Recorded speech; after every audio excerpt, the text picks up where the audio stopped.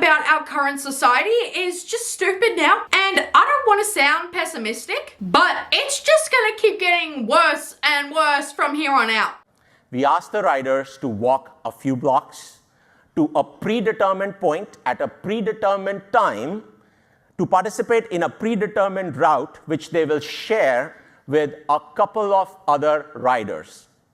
We call that route share. Now, in addition to the price, you see a lot of other information. Let's walk through that information. It's a 7-minute walk from where I am to my pickup point. After that, it's a 20-minute drive, and then it's a 5-minute walk at the destination before I get to my eventual destination. And if I tap on that, I can get more options. Instead of the purple route, I actually want to take the pink route because it happens to be a shorter walk. And maybe I don't want to take the trip that starts in 10 minutes from now. I want to take the one that starts in 30 minutes because the same route is available every 20 minutes. So I have a lot of choice, but I get predictable pickups and drop-offs, and there are no detours. And in terms of savings, route share can save users up to 50% off the UberX price. That's just great value. So basically just public transport, yeah? That already exists. You're not introducing anything brand new. Taking a short walk to a specific location, then being picked up in a vehicle that you share with other people, and being dropped off at another specific location that's just another short walk away from your final destination is not a new invention. People do that every single day, and they have done for decades. Also, I just can't believe the audacity of Uber to release something like this, because as they display, a 20-minute route share is $18.99. In what world is that a cheaper alternative? You're just giving people even more of a reason to continue taking the bus like they always have. Because in Melbourne, if you get a full fare in 2 zones, it's $5.50. And if you have a concession card, you're only going to be paying $2.75 for those 2 zones. And that's not even what you would have to pay for the 20-minute bus ride. Your 2 hours starts on your first tap of that card. So where the hell are they getting $18.99 from? And you want to know what else is stupid? The fact that in Switzerland, if you want to take a picture of a mountain, you have to pay a fee in order for the electronic gate to be opened so you can stand on the pier and snap your photo. And I'm expected to believe that we don't live in a Black Mirror episode at this point. That is nature. That mountain is not man-made. That mountain has been there long before any of us existed, and it will continue to outlive us for centuries to come. When we're all gone, that mountain will still be there. And they want to charge people to take a picture of something that not a single human being on this planet played a part in creating? That is disgusting. You know what? This is the most brain dead scam I've ever seen in my life. Why would I pay money to take a picture of that mountain from that tiny ass pier when I can literally just step to the side in that empty space literally right next to the gate and get the exact same result for free? It's just ridiculous, because I can just get my camera and lift it up above the gate like this, because the gate won't be in my angle, so I won't even have to pay at all. Whose dumbass came up with something like this? Oh yeah, let's monetize the earth. What? Because they want to charge 5 CHF for this picture, which is literally almost 10 Australian dollars. Do you see? Like, we're cooked. Yep. And the pan is burning. These smart fridges is out of control. How you gonna tell me to add food to my refrigerator? Please add some food items inside your fridge. What? There's eggs in there. There's some yogurt in there. There's some soft drink and a couple sauces, a bowl of leftovers and a bottle of milk and some orange juice in there. This seems like a regular fridge to me. So why the hell is this goddamn dumbass fridge asking for more food? That sentence on that fridge in and of itself is crazy, because not only is it scary that the fridge knows how much or how little food is in it, not only is it scary that it's an inanimate object who cannot feel or experience hunger asking its owner to buy more food, but it's telling people who buy this fridge to put more food in it simply because of vanity purposes. The only reason the fridge wants her to put more food inside of it is so that it looks stocked up for when guests come over to the house and they see that the fridge is stocked so that it looks exactly like it does in the advertisements. And if that isn't the spookiest thing that you've ever heard, I don't know what is. Because my refrigerator's job isn't to be vain or to pocket watch me or my guests. It's there to keep my food from spoiling. That is quite literally its one and only purpose. That's like if your landlord came over for an inspection of your house, then walked into your bedroom and said, "Ugh, this is not how you should decorate this room. You should put a TV there." Like, I'm sorry, who asked you? If you buy a fridge, you should be allowed to put whatever you want in that fridge, not what the fridge demands to be in it. And it's not just the products we buy telling us what to do, it's also the products we buy that are a complete rip-off, as the internet has somehow made it possible to buy an entire cookware set for $70 because it's made of legitimate paper. This is what we have to look forward to in the future. Fast fashion companies, for whatever reason, selling pots and pans that are flimsier than one-ply toilet paper in order to bamboozle their most vulnerable customers. So not only do they waste the customers' money, but they force these people to return to their company to spend even more of the money that they don't have on their flimsy cookingware. It creates a cycle, and that's just abhorrent. Next, I didn't think advertising could possibly get any worse than it already is.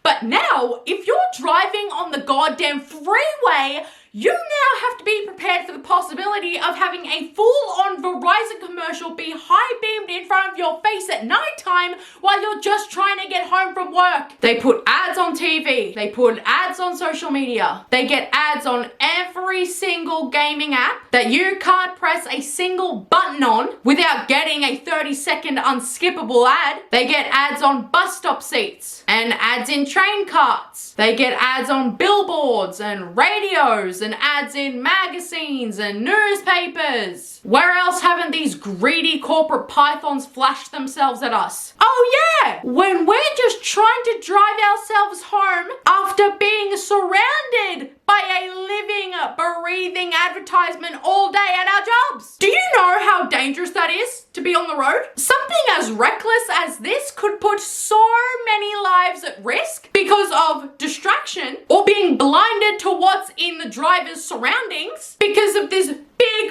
beaming ray of light right in front of them that is preventing them from seeing anything else around them. But none of that matters. As long as we're thinking about Verizon on the way home, that's all they care about. It's like living in a cyberpunk hellscape now. Hello. Hi, is this, you actually have to see my ID? Yes, sir. Okay. Thank you so much. Bye-bye. I didn't think it was real. There's no way you have to be 21 years old to go to McDonald's. Due to repeated incidents of student violence, this McDonald's location is temporarily closed for dine-in service to anyone under 20 years of age. Adults, we are still here to serve you. Please ring the doorbell and a team member will assist you. So kids can't even go into McDonald's anymore, huh? One of the only places that's left because online shopping has fully killed off mall culture and they can't go in without an ID that says they were born in 2004 or earlier. How is this even happening right now? First, they want to decimate their colorful and whimsical playgrounds for kids to have screen-free fun in and replace that screen-free fun playground with screens, and then they want to turn children away entirely and make their restaurants adults only when their restaurants have never been age restricted ever before. So tell me, if Target and McDonald's are banning kids, they're just gonna keep spending more and more and more time on their phones because there's nowhere else for them to go. And yet, in that very same breath, we complain that kids nowadays are on their phones way too much, which they most certainly are, and that they need to go outside more, which they most certainly do. And I completely agree with that. But where exactly are they supposed to go if they keep getting denied from Target and from McDonald's and they're shutting down the malls in favor of online shopping? When you learn that for $30 a month, there's an AI service that calls your parents and asks about their day so that you don't have to, we are truly in the bad place. If you don't have a great relationship with your parents, what I'm about to say does not apply to you in the slightest. But if you do have a good relationship with your parents, you don't have a heart for doing this. Your parents gave birth to you. They raised you in a warm house. They fed you. They put clothes on your back. They gifted you presents on your birthday and during Christmas, and gave you unforgettable childhood memories that will last you a lifetime. They were there for you when you needed them the most. And when they're at a time in their lives when they need you, simply by just wanting to hear your voice and know about what's going on in your life right now because they can't talk to you every day, you want to pay artificial intelligence instead so that you don't have to bother talking to your mother or your father. That is an awful thing to do. And I don't even know why somebody would create something as out of touch as this. Oh, what is this? They got us living in a simulation. This shit ain't even real words, man. What the? Bro, not even real food, nothing. What is this, bro? Get this shit out of my... Is this the work of Mr. Krabs? Cafe owners, listen to me. Why even bother putting up a menu in your cafe when you can cut some serious corners by using AI to generate a picture of your menu that you can't read because it's complete gibberish in your cafe on your wall behind you instead? Good morning. Can I please order a green tea? Sorry, what? I'm not sure that's on our menu. It's right behind me if you'd like to see. Are these real words? Ma'am, please refer to the menu. Yeah, I'm trying. Okay, let me get the thingy mabob, I guess. And I know I'm being pessimistic when I say this, but the future of saturation and vibrancy is not looking good. Because why is every clothing store so boring now? Literally everything is monochrome and patternless. It's like we're living in a dystopia already, isn't it? Just no individuality being encouraged anymore. And I don't know if it's because we've all been conditioned this way simply just because there is no other choice of clothing that these companies are giving us, or if clothing labels are getting lazier and cheaper with what they decide to produce to us. Maybe it's both. Either way, we're about to become the most fashionably boring decade in human history because of this. We're not worth looking back on. Look at the 60s, look at the 70s, look at the 80s. Do you think we can compare with what we have? No. I mean, it's not just fashion, it's also our cameras that are losing their life and their colors. Because the difference between 35mm film and an iPhone camera, when it's supposed to be groundbreaking technology, is night and day. Harrison Ford's picture breathes life and fun, whereas Pedro's picture, to no fault of his own by the way, looks dull and lifeless because of modern cameras that just simply cannot capture what a film camera can. It's just another example of this world losing its color, which is why I've picked up shooting on film as much as I possibly can, because I realized the color and the saturation and the life in iPhone pictures did not compare. So when teachers are saying that students have terrible reading skills and just lack reading comprehension, this is what we're talking about, okay? This is a warm-up that one of my 9th grade students turned in. I asked him about a field trip that we took. I enjoyed the field trip. I like learning about, I don't know. And then at the end he says, I did not like walking on pier. I guess that's him saying the pier. I would go back. This is a 15-year-old. This is a different 9th grade student. Same class. He said, I ransom for a PhD of the water. We're not exaggerating. It is bad out here. This is ridiculous, okay? And we're all just supposed to be ignoring this? We're all just supposed to look at 14 and 15-year-olds, 9th and 10th graders, writing sentences like they're in kindergarten and thinking, oh, these silly kids.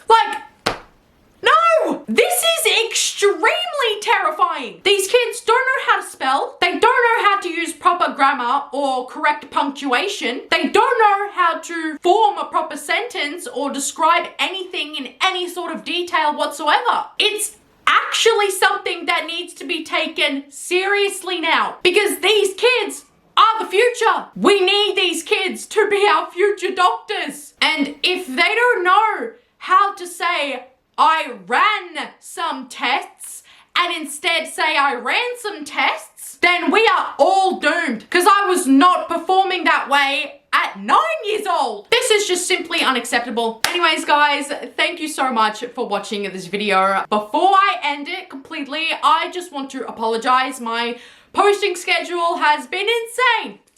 It has been insane lately. And that's just because it's been a reflection of what my life has been like lately. Insane and crazy. Now that it's all settled and it's all out of the way, hopefully we can return back to some normalcy on the Haylo Hayley channel. Fingers crossed. Okay, anyways, guys, I love you all so much, and I'll see you guys in the next video. Bye, guys!